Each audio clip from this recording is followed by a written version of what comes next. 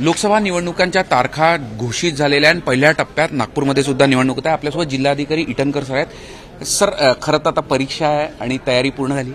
Yes, आणि परीक्षा आमची पहिल्या टप्प्यात आहे। पूर्ण तरी आमची तयारी झालेली आहे। कारण सांगायचं म्हणजे की मागच्या 3-4 महिन्यापासून याची तयारी आम्ही करत आहोत। इलेक्शन तयारी एका दिवसात it is not done overnight.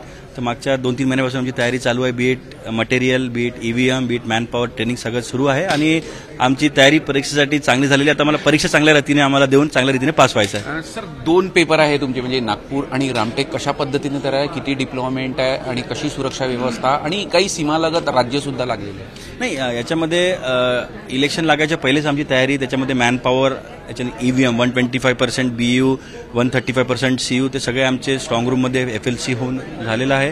With respect to security, intra district also it's done and आपल्या 3 जिल्हे MP ते लगत आहेत। अमृत नोनी आर्थो प्लस, ये एक प्रूवन फॉर्मूला है। इसमें मौजूद नोनी फल के गुण और आयुर्वेदिक जड़ी बूटियां शरीर को जरूरी पोषक तत्व देने के साथ साथ हड्डियों और जोड़ों के घिसने, उनमें होने वाले सूजन और दर्द को रोकने में मदद करता है। दर्द मुक्त जीवन के लिए अमृत नोनी आर्थो प्लस।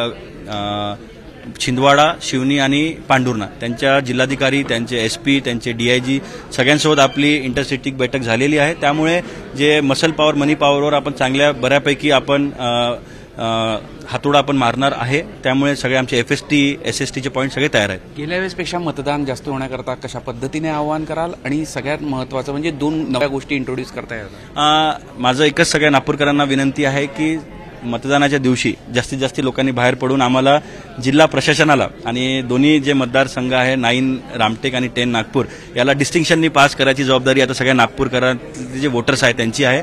त्यामुळे माझी एकच विनंती आहे की जास्तीत जास्त लोकांनी घराच्या बाहेर पडून येत्या 19ला मतदान करून आम्हाला डिस्टिंक्शनमध्ये पास करावं। सर, गेल्या वेळेसचा जो अनुभव जे म्हणजे चित्र आलं होतं की पहिल्या टप्प्यातच नागपूरचं मतदान झालं होतं आणि त्यानंतर स्ट्रॉंग रूममध्ये जे साहित्य ठेवलं होतं त्याच्यावरून बरेच आरोप प्रत्यारोप झाले होते। यावेळेला कटाक्षाने त्याची कशा पद्धतीने काळजी घेणार नाही? याच्यामध्ये जे कमिशनच्या गाईडलाईन आहे की स्ट्रॉंग रूमच्या बाहेर सिक्युरिटी कशा प्रकारची असावे, तर आपण त्याच्यामध्ये 3 टायर सिक्युरिटी आपण ठेवणार आहे।